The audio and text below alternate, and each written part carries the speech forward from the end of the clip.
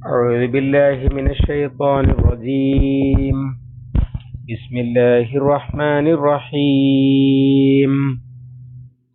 كل ذلك كان سيئه عند ربك مكروها ذلك مما أوحى إليك ربك من الحكمة ولا تجعل مع الله إلها آخر فتلقى في جهنم ملوما مدحورا.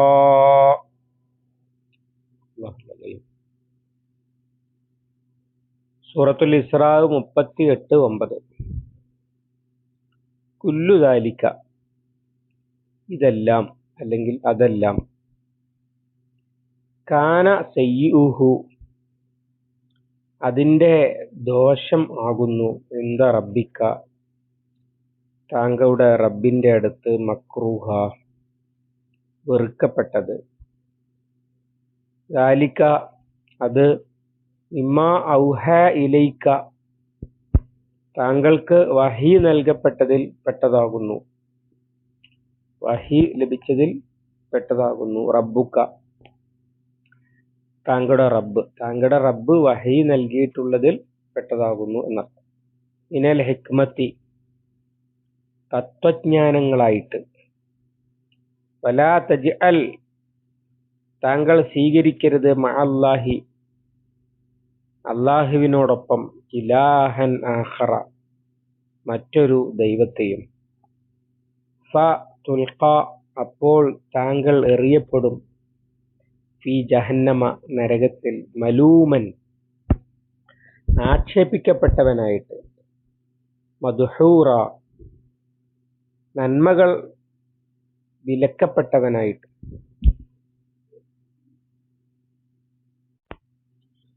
കുല്ലു ദാലിക എന്ന് പറഞ്ഞാൽ മുഫസ്സിറുകളൊക്കെ പരാമർശിച്ചതുപോലെ ഈ പറഞ്ഞതെല്ലാം എന്നാണ്. അഥവാ വഖളാ റബ്ബുക അല്ലാ തഅബുദു ഇല്ലാ ഇയ്യാഹു മുതൽ പറഞ്ഞു വന്ന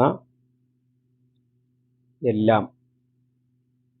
കാന സയ്യിഉഹു എന്ന് പറഞ്ഞാൽ അതിൽ ചിലത് കൽപ്പനകളാണ്, അല്ലാഹുവിനല്ലാതെ ഇബാദത്ത് ചെയ്യരുത് എന്ന്, വിലക്കുകളാണ്. വേറെ ചിലത് കൽപ്പനകളാണ്. വബിൽ വാലിദൈനി ഇഹ്സാന, ഇങ്ങനെ ആ കൽപ്പിച്ച് വന്നിട്ടുള്ളതിൻ്റെ അതിൻ്റെ നേർ വിപരീതമായത് ചെയ്താൽ, അഥവാ അള്ളാഹു അല്ലാത്തവർക്ക് ഇബാദത്ത് ചെയ്യരുത് എന്ന് പറഞ്ഞാൽ ചെയ്താൽ, അതാണ് അതിൻ്റെ സയ്യ്. മാതാപിതാക്കളോട് ഇഹ്സാന് ചെയ്യാതിരുന്നാൽ അതാണ് അതിൻ്റെ ദോഷം. അങ്ങനെ ഈ പറഞ്ഞതിന് വിരുദ്ധമായത് പ്രവർത്തിച്ചാൽ, ചെയ്യരുത് എന്ന് പറഞ്ഞത് ചെയ്താൽ, ചെയ്യണമെന്ന് പറഞ്ഞത് ചെയ്യാതിരുന്നാൽ, ഇന്ദ റബ്ബിക മക്രൂഹ, അങ്ങനെയൊക്കെയുള്ള ഇതിൽ വരുത്തുന്ന ദോഷങ്ങൾ റബ്ബിൻ്റെ അടുത്ത്, താങ്കളുടെ റബ്ബിൻ്റെ അടുത്ത് വെറുക്കപ്പെട്ടതാണ്. ഇവിടെയൊക്കെ ഒരാളെ അഭിസംബോധന ചെയ്ത് പറയുന്നത് പോലെയാണുള്ളത്. നബി സല്ലല്ലാഹു അലൈഹി വസല്ലമയെ ഉന്നം വെച്ചുകൊണ്ട്, അല്ലെങ്കിൽ അദ്ദേഹത്തെ അഭിസംബോധന ചെയ്തുകൊണ്ടാണ് ഇത് പറയുന്നത്. എന്നാൽ അദ്ദേഹത്തിന് മാത്രം ബാധകമായ കാര്യമല്ല, ഖുർആനിൻ്റെ എല്ലാ അഭിസംബോധിതർക്കും വേണ്ടിയാണ് റസൂലുള്ളാഹിനെ ഫോക്കസ് ചെയ്തുകൊണ്ട് ഇത് പറയുന്നത്. നമ്മൾ സാധാരണ സംസാരത്തിലും ഇന്റർവ്യൂവിലും ഒക്കെ നീ അങ്ങനെ ചെയ്യുകയാണെങ്കിൽ, നീ ഇങ്ങനെ ചെയ്യുകയാണെങ്കിൽ എന്നൊക്കെ പറയുമല്ലോ. അതിൻ്റെ അർത്ഥം ഈ ഇന്റർവ്യൂ ചെയ്യുന്ന ആള് അല്ലെങ്കിൽ ഈ കേട്ടിരിക്കുന്ന ആള് എല്ലാം ചെയ്യുന്നു, ഈ പറഞ്ഞതൊക്കെ അയാളോടാണ് എന്നല്ലല്ലോ, അത് കേൾവിക്കാരോട് കൂടി പറയുന്നതാണ് എന്ന ഒരു ശൈലിയിലാണ് അല്ലാഹു തആല ഇത് പറഞ്ഞിട്ടുള്ളത്. അതൊക്കെ റബ്ബിൻ്റെ അടുത്ത് മക്രൂഹാണ്, വെറുക്കപ്പെട്ട കാര്യങ്ങളാണ്. അഥവാ ഈ പറഞ്ഞ കാര്യങ്ങളിലൊക്കെ വിരുദ്ധം പ്രവർത്തിച്ചാൽ അള്ളാഹുവിൻ്റെ വെറുപ്പ് അതിന് ഇടയാക്കും എന്നർത്ഥം.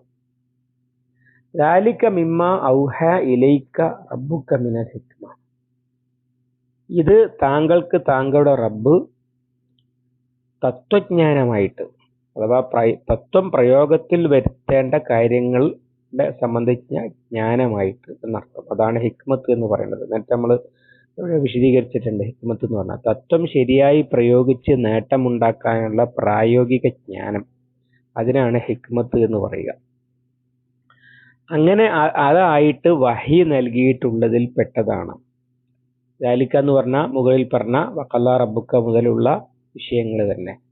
അപ്പൊ അതിൽ ആദ്യം പറഞ്ഞിട്ടുള്ളത് അള്ളാഹുവിന് മാത്രമേ ഇബാദത്ത് ചെയ്യാവൂ എന്നാണ്. ആ തത്വം പ്രയോഗവൽക്കരിക്കുവാനുള്ള പ്രായോഗിക നിർദ്ദേശങ്ങളാണ്. മാതാപിതാക്കളോട് നല്ല നിലയിൽ വർത്തിക്കും. കാരണം എന്താണ്? റബ്ബ് എൻ്റെ യജമാനനാണ്. അതുകൊണ്ട് ഞാൻ മാതാപിതാക്കളോട് അവന്റെ കൽപ്പന അനുസരിച്ച് അവന് ഇഷ്ടമുള്ളതുപോലെയാണ് പ്രവർത്തിക്കുക.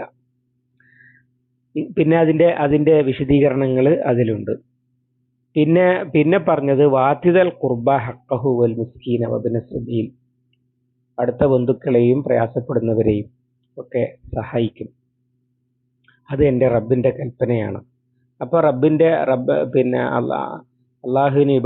അള്ളാഹുവിനല്ലാതെ ഇബാദത്ത് ചെയ്യുകയില്ല എന്ന കൽപ്പന പ്രായോഗികമാക്കുന്ന കാര്യമാണ് സഹജീവി സ്നേഹം എന്ന് പറയുന്നത്, അവരെ പരിഗണിക്കുക എന്ന് പറയുന്നത്. അതിൽ മാതാപിതാക്കളെ പ്രത്യേകമായി പറഞ്ഞതാണ്, ബാക്കിയുള്ളവരും അതിലുണ്ട് എന്നർത്ഥം.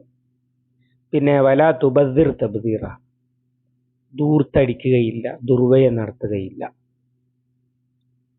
നടത്തരുത് എന്ന് പറഞ്ഞിരിക്കുന്നു. അള്ളാഹു പറഞ്ഞിരിക്കുന്നു ദുർവ്യയം നടത്തരുത് എന്ന്.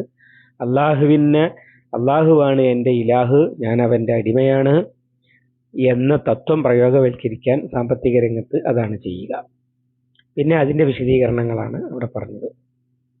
പിന്നെ വലാ തഖ്തുലു ഔലാദക്കും ഖശ്യത ഇംലാഖിൻ നഹ്നു നർസുഖുഹും വഇയ്യാക്കും. കുട്ടികളെ കൊല്ലുകയില്ല, അള്ളാഹുവിന് കീഴ്പ്പെട്ടിരിക്കുന്നു. കുട്ടികൾ ഞെരുക്കമുണ്ടാക്കാൻ സാധ്യതയുണ്ട്, അല്ലെങ്കിൽ സാമ്പത്തികമായ ബുദ്ധിമുട്ട് വരുത്താൻ സാധ്യതയുണ്ട്. എന്തായാലും റബ്ബ് വിലക്കിയത് കൊണ്ട്, യജമാനൻ വിലക്കിയത് കൊണ്ട്, അവന്റെ അടിമത്തം അംഗീകരിച്ചിട്ടുള്ള ഞാൻ കുട്ടികളെ കൊല്ലുകയില്ല. ആ തത്വം പ്രയോഗവൽക്കരിക്കുന്നത് ഈ കാര്യത്തിൽ കൊല്ലാതിരുന്നു കൊണ്ടാണ്. അതുപോലെ വലാ തഖറബുസ്സിന, ലൈംഗിക ചോദന മനുഷ്യനിൽ സ്വാഭാവികമായിട്ടുള്ളതാണ്. പക്ഷെ അത് വൃത്തികെട്ട രീതിയിൽ അവിഹിതമായി നിർവഹിക്കാൻ ശ്രമിക്കുക എന്നതാണ്. അത് ലൈംഗിക ചോദന ഉണ്ടെങ്കിലും ശരി, അള്ളാഹുവിന്റെ അടിമ എന്ന നിലക്ക് അള്ളാഹ്ക്ക് മാത്രം ഇബാദത്ത് എന്ന തത്വം ഇവിടെ ഞാൻ എൻ്റെ ശരീരത്തിന്റെ ഇച്ഛകളെ നിയന്ത്രിച്ചുകൊണ്ട് പ്രാവർത്തികമാക്കും, പ്രയോഗവൽക്കരിക്കും. ഹിക്മത്ത് അതാണ് പറഞ്ഞത്. വലാ തഖറബു സിന. പിന്നെ വലാ തഖ്തുലു നഫ്സല്ലത്തി ഹറമല്ലാഹു ഇല്ലാ ബിൽ ഹഖ്, നമ്മളത് വിശദീകരിച്ചതാണ്. കൊല്ലുകയില്ല, സ്വന്തത്തെയോ അല്ലെങ്കിൽ മറ്റു ജന്തുക്കളെയോ അള്ളാഹു ആദരിച്ച മനുഷ്യരെയോ ഒന്നും അന്യായമായി കൊല്ലുകയില്ല. ഇതൊരു തീരുമാനമാണ്. കാരണം അള്ളാഹുവിന് കീഴ്പ്പെട്ടവനാണ് ഞാൻ, അള്ളാഹു എൻ്റെ യജമാനനാണ്. വഖല്ലാ റബ്ബുക അല്ലാ തഅ്ബുദു ഇല്ലാ ഇയ്യാഹു, അവന്റെ കൽപ്പനയ്ക്ക് വിധേയമായിട്ടല്ലാതെ ഒന്നും ചെയ്യുകയില്ല എന്നർത്ഥം. പിന്നെ അതിന്റെ വിശദീകരണം അവിടെ പറഞ്ഞിട്ടുണ്ട്. പിന്നെ അനാഥയുടെ ധനം അപഹരിക്കുകയില്ല. ചോദിക്കാനും പറയാനും ആളില്ലാത്തവന്റെ ധനം ആർക്കും കയ്യേറാവുന്നതേ ഉള്ളൂ. പക്ഷെ ഇല്ല, അള്ളാഹുവിന്റെ അടിമ എന്നുള്ള നിലയ്ക്ക് ആ തത്വം ഇവിടെ പ്രയോഗവൽക്കരിക്കും. അതുകൊണ്ട് അനാഥയുടെ ധനത്തോട് ഏറ്റവും നല്ല നിലയിലേ അടുക്കുകയുള്ളൂ. പിന്നെ കരാറ് പാലിക്കും അഹദ് എന്ന് പറഞ്ഞു. അതും കരാറ് പാലിക്കണമെന്ന് സാധാരണഗതിയിൽ പറയേണ്ടതില്ല, ലംഘിച്ചാലും പ്രശ്നമില്ലാത്ത കരാർ. പക്ഷെ അള്ളാഹുവിന്റെ അടിമ എന്നുള്ള നിലക്ക് അത് പാലിക്കും. പിന്നെ അളവിലും തൂക്കത്തിലും കുറവ് വരുത്തുകയില്ല എന്ന് പറഞ്ഞാൽ ചതിക്കുകയില്ല. ഈ വാങ്ങുന്ന ആൾക്ക് തൂക്കത്തിന്റെ യാഥാർത്ഥ്യം മനസ്സിലായിട്ടില്ലെങ്കിലും അള്ളാഹുവിന്റെ അടിമ എന്നുള്ള നിലക്ക് അവന് അറിയാമെന്ന വിചാരത്തിൽ സത്യസന്ധത പാലിക്കും. പിന്നെ ഊഹത്തിന്റെ പിന്നാലെ പോകുകയില്ല. ഊഹത്തിൽ പലതും മനസ്സിൽ വരും, പക്ഷെ അല്ല, അള്ളാഹുവിന് തൃപ്തിയുള്ള നിലപാട് അതിൽ സ്വീകരിക്കും. പിന്നെ അള്ളാഹുവിന്റെ മുമ്പിൽ താഴ്മയും വിനയവും പ്രകടിപ്പിച്ചുകൊണ്ടാണ് ജീവിക്കുക. അല്ല തംശി ഫിൽ അർളി മറഹ, നിഗളിച്ചുകൊണ്ടല്ല. അള്ളാഹുവിന്റെ മുമ്പിൽ അള്ളാഹുവിന്റെ ഹലുമത്തിന്, അവന്റെ മഹത്വത്തിനോട് തവാലു, വിനയവും താഴ്മയും കാണിച്ചുകൊണ്ടാണ് ജീവിക്കുക. അങ്ങനെയാണ് വഖല്ലാ റബ്ബുക അല്ലാ തഅ്ബുദു ഇല്ലാ ഇയ്യാഹു, അള്ളാഹുവിനെ അല്ലാതെ ഇബാദത്ത് ചെയ്യരുത് എന്ന തത്വം പ്രായോഗികമാക്കുക എന്നർത്ഥം. ഇങ്ങനെ ഈ പറഞ്ഞതൊക്കെ ദാലിക മിമ്മാ ഔഹാ ഇലൈക റബ്ബുക മിനൽ ഹിക്മ. പല പണ്ഡിതന്മാരും ഇതിനെ ബൈബിളിലെ 10 കൽപ്പനകൾ, തോറയിലെ 10 കൽപ്പനകൾ എന്നതിനോടൊക്കെ സാമ്യം ഉള്ളതായിട്ട് പറഞ്ഞിട്ടുണ്ട്. അങ്ങനെ അടിസ്ഥാനപരമായി മനുഷ്യന്റെ ജീവിതത്തിന്റെ, വ്യക്തിയുടെയും കുടുംബത്തിന്റെയും സമൂഹത്തിന്റെയും ഒക്കെ ജീവിതത്തിന്റെ അടിസ്ഥാന നന്മകൾ തൗഹീദിന്റെ തത്വത്തിന്റെ അടിസ്ഥാനത്തിൽ ആവിഷ്കരിക്കുന്ന വിവരണമായിട്ടാണ് ഇതിനെ വിശദീകരിക്കപ്പെട്ടിട്ടുള്ളത്. അതാണ് ദാലിക മിമ്മാ ഊഹ ഇലൈക റബ്ബുക മിനൽ ഹിക്മത്തി എന്ന് പറഞ്ഞത്. ഈ ജ്ഞാനം അഥവാ ഈ പ്രായോഗിക ജ്ഞാനം, തത്വത്തിന്റെ അടിസ്ഥാനത്തിൽ നന്മകൾ പ്രാവർത്തികമാക്കുന്ന സംഗതി നടക്കണമെങ്കിൽ എന്ത് വേണം? അല്ലാഹു അല്ലാതെ ഇലാഹ് ഉണ്ടാകരുത്. അതാണ് പിന്നെ പറയുന്നത്, വലാ തജ്അൽ മഅല്ലാഹി ഇലാഹൻ ആഖർ. അള്ളാഹുവിന് പുറമെ ഇലാഹിനെ സ്വീകരിക്കരുത്. ഒരാൾ ദേഹേച്ഛയെ ഇലാഹാക്കിയാൽ ഈ പറഞ്ഞതിലൊക്കെ അയാൾക്ക് മാതാപിതാക്കൾ ഇങ്ങോട്ട് നല്ല നിലയിലാണെങ്കിൽ ഞാൻ അങ്ങോട്ട് നല്ല നിലയിൽ, അതുപോലെ തന്നെ വ്യഭിചാരം എനിക്ക് തോന്നുന്നത് ഞാൻ ചെയ്യും. അനാഥ കുട്ടി, അത് പ്രശ്നമൊന്നുമില്ല. ആരാധനക്കും അതുപോലെ അനുഷ്ഠാനത്തിനൊന്നും അത് തടസ്സാവൊന്നുമില്ല. അല്ല, അവിടെയൊക്കെ അള്ളാഹുവിന് കീഴ്പ്പെടും. ദേഹേച്ഛയെ ഇലാഹായി സ്വീകരിച്ചവൻ ഇതിലൊക്കെ ഭംഗം വരുത്തും. അതുപോലെ തന്നെ വിഗ്രഹാരാധകർ ഇതൊക്കെ ചെയ്യുന്ന ആളുകളാണ്. വിഗ്രഹാരാധന നടത്തിക്കൊണ്ടിരിക്കെ തന്നെ കുട്ടികളെ കൊല്ലുന്നതായിരുന്നു അവിടെ നടന്നത്. അവരുടെ അന്ധവിശ്വാസവും അവരുടെ ജീവിതത്തിലെ ജീർണതയും തമ്മിൽ വലിയ ബന്ധമുണ്ട്. അതുപോലെ തന്നെ ദുരധികാരികൾ, അവരെ ഇലാഹാക്കപ്പെടുമ്പോൾ അവര് തോന്നിയാസം കാണിക്കും, അവര് ഇതിലൊക്കെ കൈകടത്തും, എന്നിട്ട് നന്മകൾ തകർക്കും, എന്നിട്ട് അവർക്ക് തോന്നിയത് ചെയ്യിപ്പിക്കും. അവിടെയൊക്കെ അള്ളാഹു ആണ് എനിക്ക് പ്രമാണം, അവൻ എന്റെ യജമാനനാണ്, ഞാൻ അവന്റെ അടിമയാണ്, അവന് വേണ്ടി എന്തിനും തയ്യാറാണ്, അവനെതിരെ ഒന്നിനും തയ്യാറില്ല എന്ന നിലപാട് സ്വീകരിച്ചാൽ ഇതൊക്കെ നടക്കും. അല്ലെങ്കിലോ അല്ലാതെ അള്ളാഹുവിന് പുറമെ ഇലാഹുകളെ സ്വീകരിച്ചാൽ, അതാണ് പറഞ്ഞത് വലാ തജ്അൽ മഅല്ലാഹി ഇലാഹൻ ആഖർ, വേറൊന്നിനെ ഇലാഹാക്കരുത്. അങ്ങനെ സ്വീകരിച്ചാൽ എന്ത് സംഭവിക്കും? ഫതുൽഖാ ഫീ ജഹന്നമ മലൂമൻ മദ്ഹൂറ.